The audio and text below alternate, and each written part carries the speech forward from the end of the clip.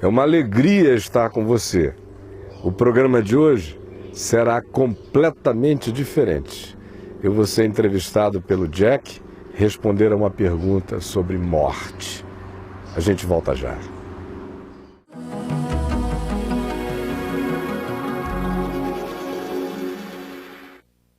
Tudo bom, Caio? Tudo bom, meu irmão. Vamos começar, dar início? Vamos. Então tá joia. Estou com uma carta aqui e começa assim: Olá, tudo bem? Estou escrevendo, pois visitando o seu site, soube da perda do seu filho Lucas. No mesmo ano, alguns meses depois da perda de seu filho, a minha família sofreu uma perda muito grande também. Meu irmão, 23 anos, foi vítima de um acidente de carro.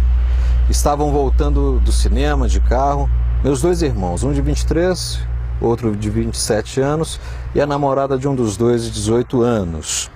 Uma caminhonete veio a 1000 por hora, passou por cima dos carros. Um dos irmãos ficou por um mês no hospital.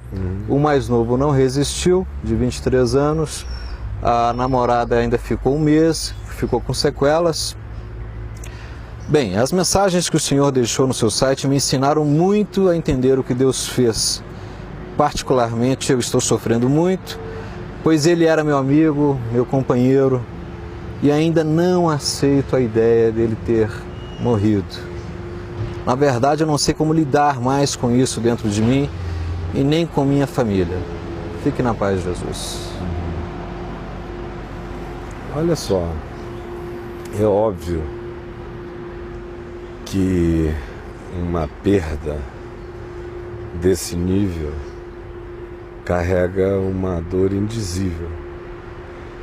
Eu conheço dores diferentes. Por exemplo, ele está falando que perdeu um irmão com 23 anos. 23 anos. Eu também perdi um irmão com 19 anos. E eu tinha 21. Já era casado, já tinha um filho a caminho do segundo.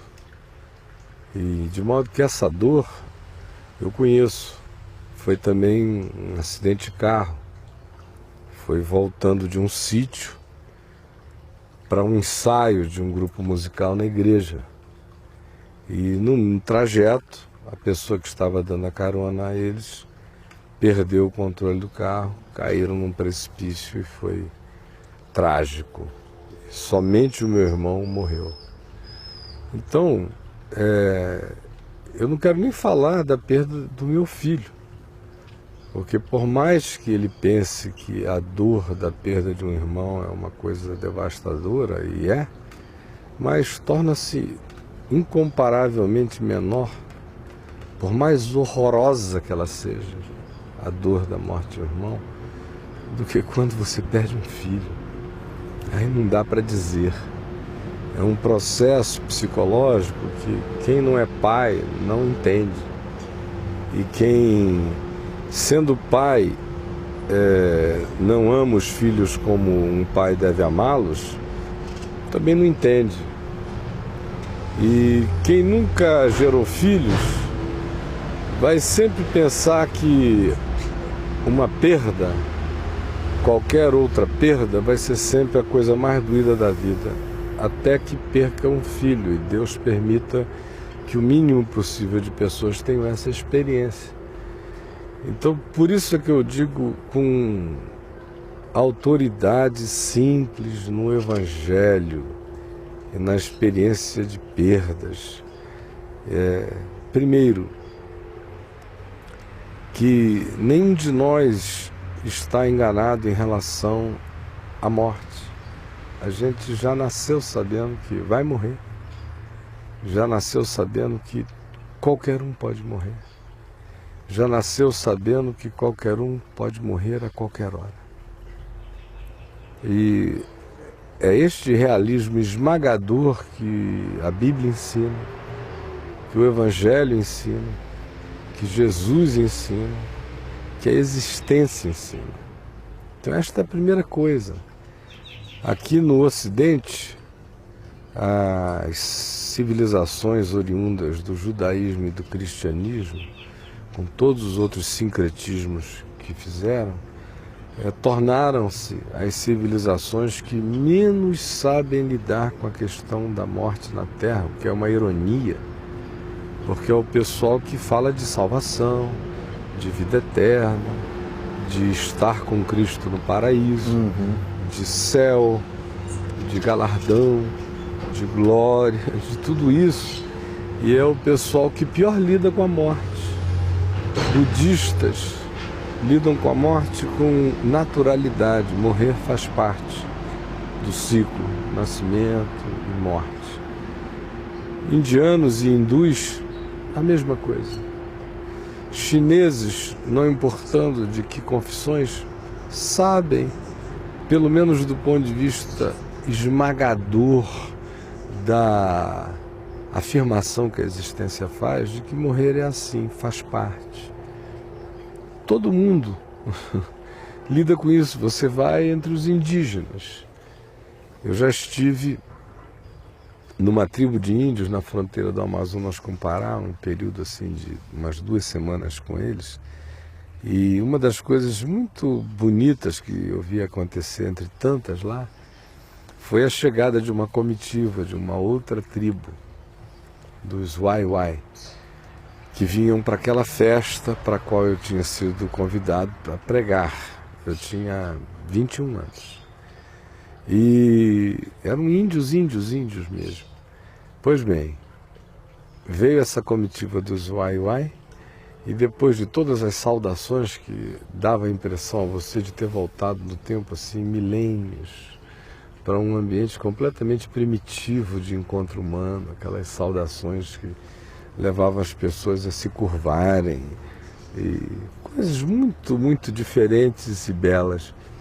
Aí depois das boas novas, uma senhora anciã do outro grupo veio e disse que ela tinha mais notícias e informou que uma amiga assim, que a tribo onde eu estava, a tribo dos Iscarianas, bem conhecia, não tinha podido vir para aquela festa tão importante porque, tomando banho na beira do rio, e ela estava grávida, ela pisou num peixe elétrico, num puraquê. E quando ela pisou no puraquê, recebeu aquela descarga e caiu, desmaiou e afogou-se. Aí quando eles falaram isso, eu fui transportado assim, milênios no tempo de novo. Porque eu vi as mulheres todas da tribo se ajoelharem com o rosto em terra e chorarem e prantearem assim por alguns minutos. Aí quando a anciã parou de prantear e levantou-se, todas as demais se puseram em pé, abraçaram as pessoas da outra tribo, lamentando o ocorrido, e aí disseram: agora vamos iniciar a nossa semana de celebrações. E que é algo que a gente vê no Velho Testamento também acontecendo, e no Novo, especialmente, onde morrer é estar com Cristo. Por isso é que você não vê nenhum monumento sendo erguido pelos discípulos de João Batista à cabeça de João Batista,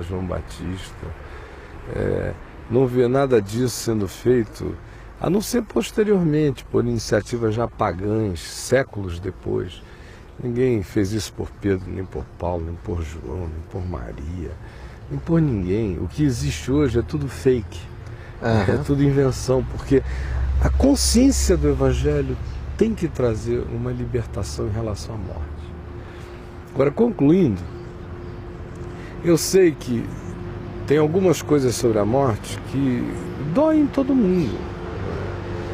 Em primeiro lugar, por causa das relações afetivas, história, vínculos, tudo.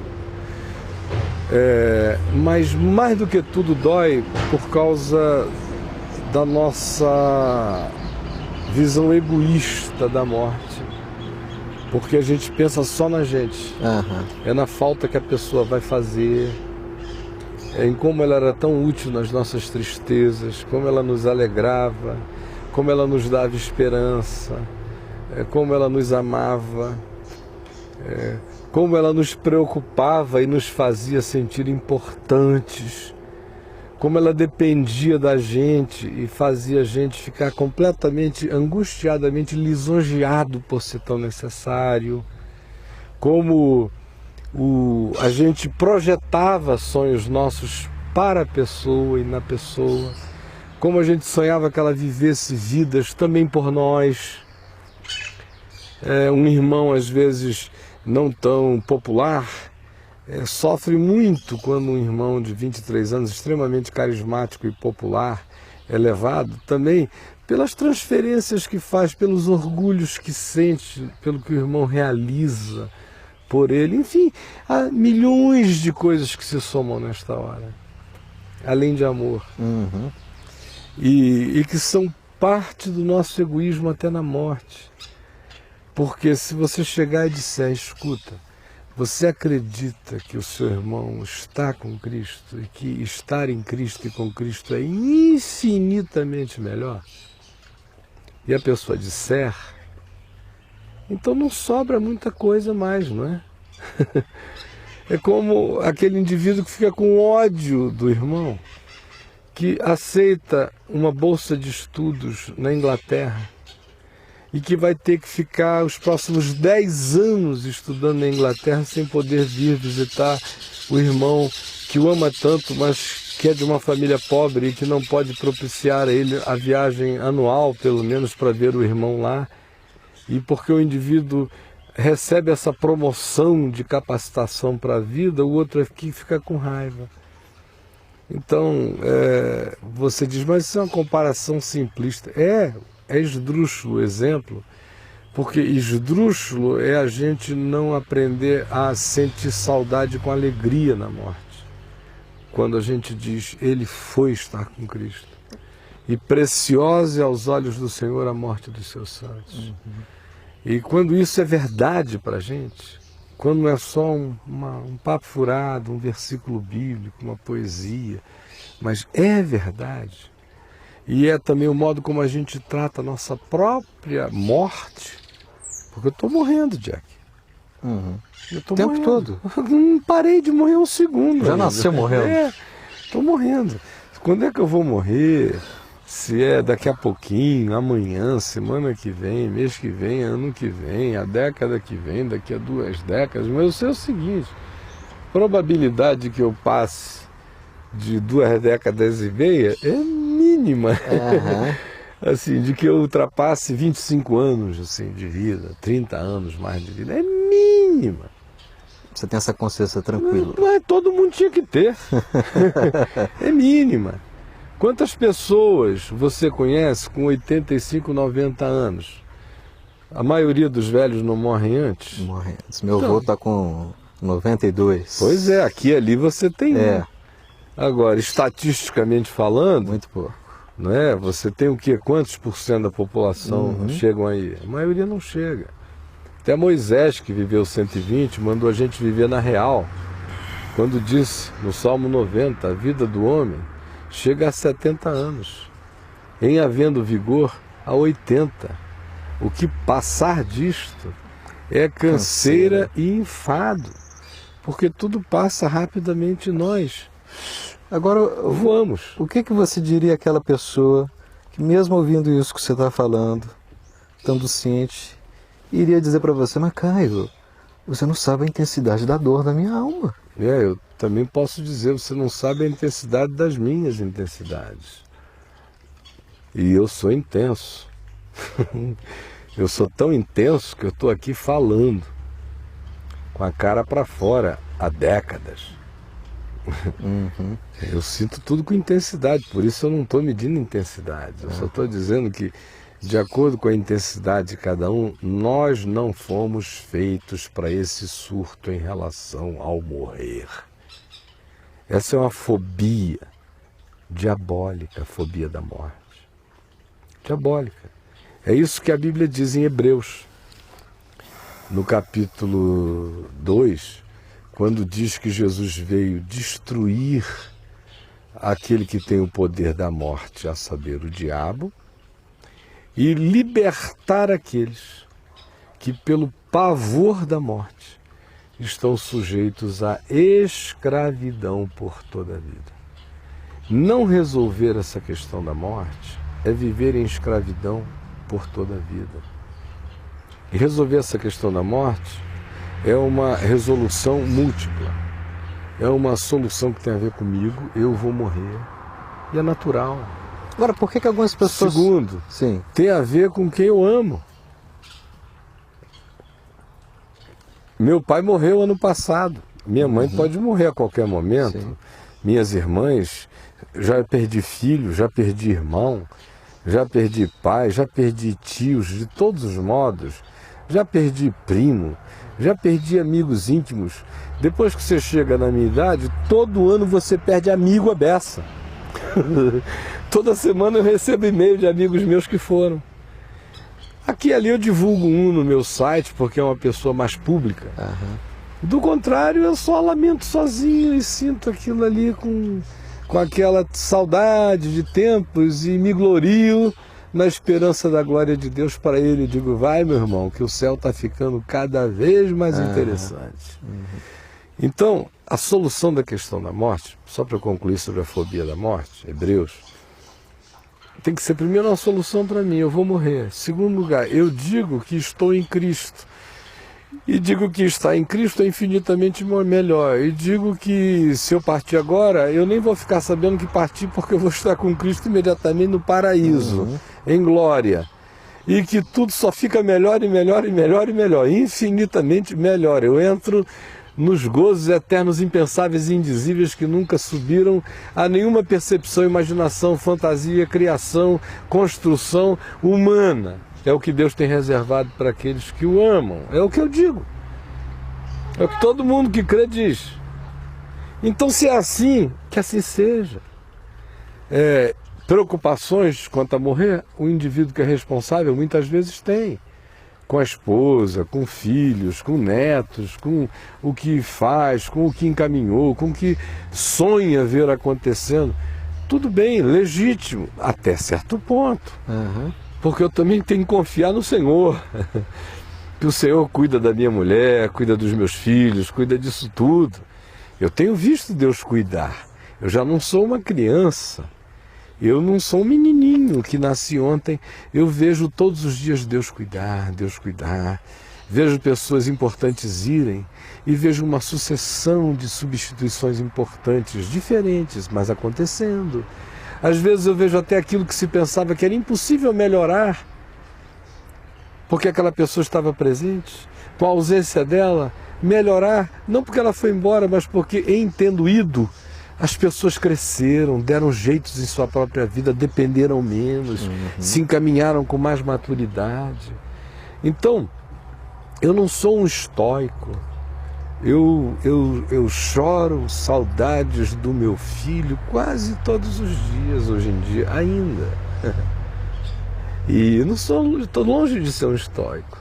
Eu só não sou esse indivíduo que, tendo um tesouro de glória como o que eu tenho, vou ficar me lamentando perdas que para aqueles que eu amo foram só ganhos eternos. E serão as mesmas perdas que eu tenho que ensinar os que estão comigo a aprenderem a lidar com elas. Porque se eu lhes sou importante e se eles me amam, eu preciso ensiná-los a aprenderem a viver sem mim. Porque algum dia, qualquer dia, eu irei. Então, não aprender a lidar com isso é estar escravo à fobia da morte a vida inteira. E a escravidão à fobia da morte é a pior coisa que acontece a um ser humano, porque ela é sutil e ela é latente. Raramente ela se manifesta como o pânico do morrer. Aqui e ali você tem gente nas clínicas psiquiátricas, nos consultórios de psicanálise, de psicologia, com fobias explícitas do morrer. Mas a maioria não se dá tempo para sentir isso. A maioria se entope de tudo para não ter que lidar com esse latejamento essencial, que fica sem nome, sem batismo, sem crisma, sem religião dentro do cara, pagão, sem registro em cartório, mas está ali. É um bastardo que ninguém quer lidar com ele, mas ele está ali. E aquele negócio presente ali muda a vida da pessoa para sempre. Ela não sabe o que é, mas é uma ansiedade essencial.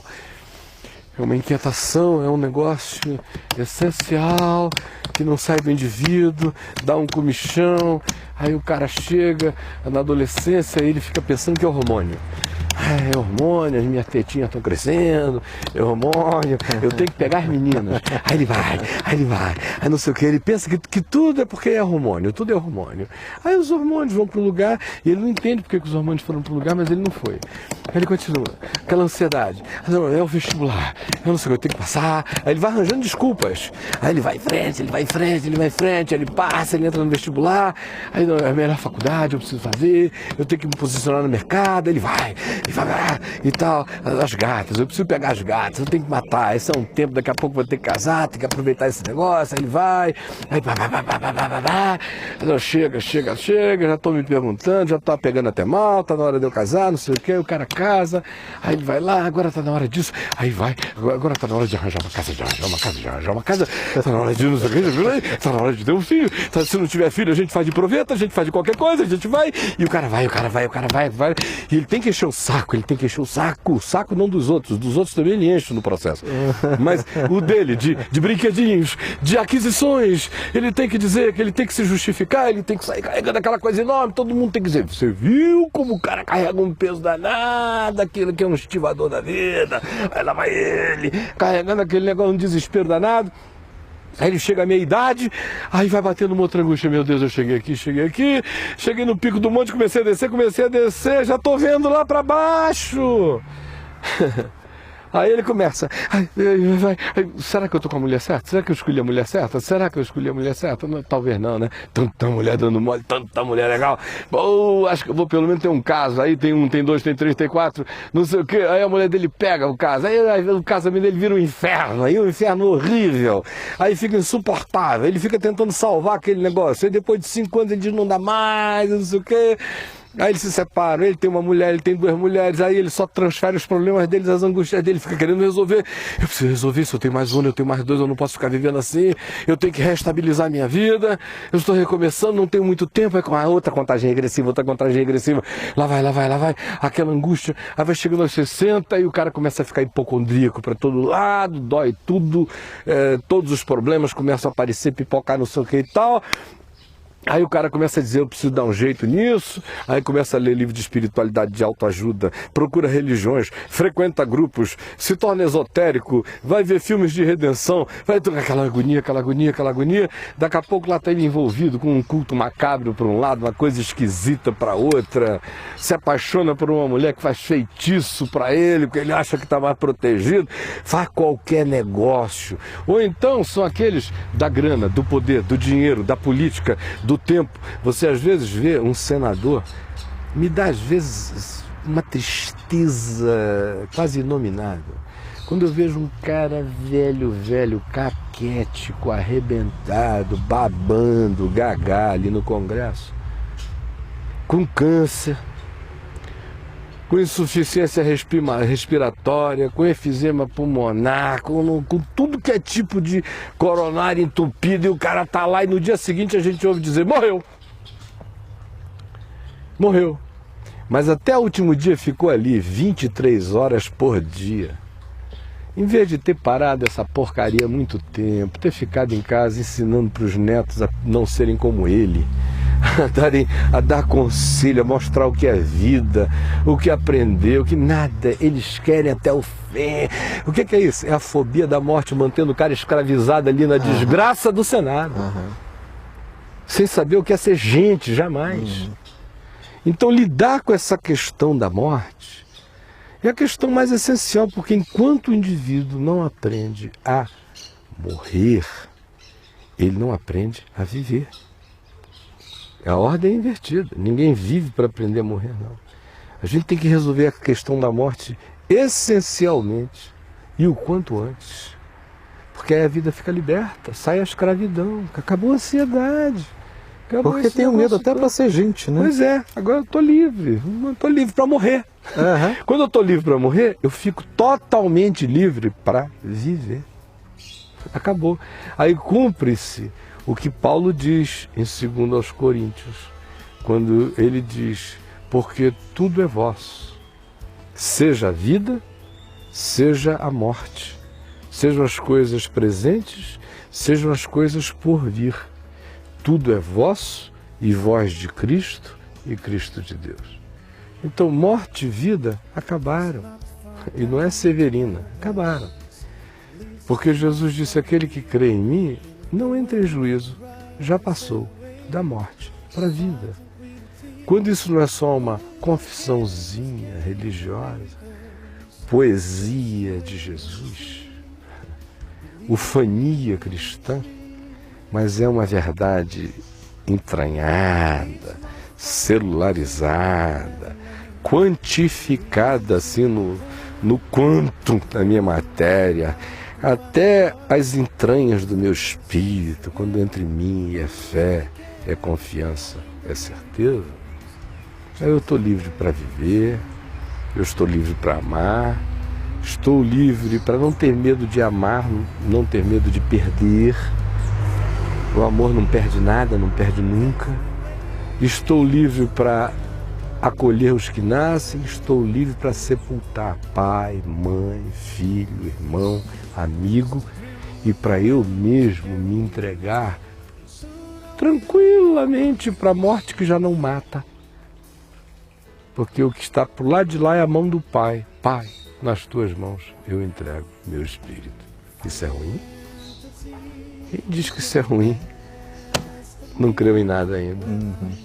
Para concluir, eu ia entrando na empresa de um amigo meu em Manaus, e o rapaz da guarita, na frente do prédio, é evangélico.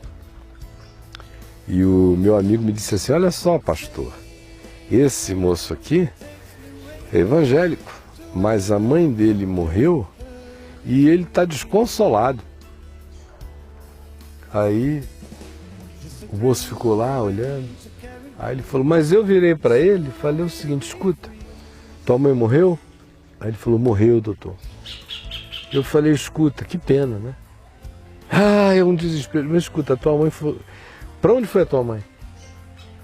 Aí ele falou, foi encontrar com Deus. Mas você tem certeza? Aí ele disse, mas é claro, né, doutor? Ela era de Jesus, né? Foi encontrar com Deus, né? Aí ele disse, mas eu acho que você não tem essa certeza toda, não. Aí o rapaz disse, mas eu tenho, doutor. Disse, então me diz uma coisa, encontrar com Deus é tão ruim assim, né? Tua mãe está nessa desgraça toda porque foi encontrar com Deus, porque você me conta de um jeito que parece que ela foi encontrar com o diabo. Aí o rapaz ficou calado, não disse mais nada. Foi um tratamento de choque, né? Que eu pessoalmente não teria coragem de fazer, não seria uma lógica aplicada que eu usaria, porque é muito brutal, mas eu vi que o moço tremeu e entendeu o que ele estava dizendo. Porque parece que às vezes só paulada grande é que mata cobra. O que não dá para acreditar nem para aceitar é que cristãos sintam qualquer coisa para além da dor sadia, normal, do luto, de todos os amores, e ungidos com a certeza da glória que a pessoa está experimentando, com o benefício eterno, e que também é o nosso caminho, porque é para lá que a gente está indo. Não devia causar nada além dessa percepção.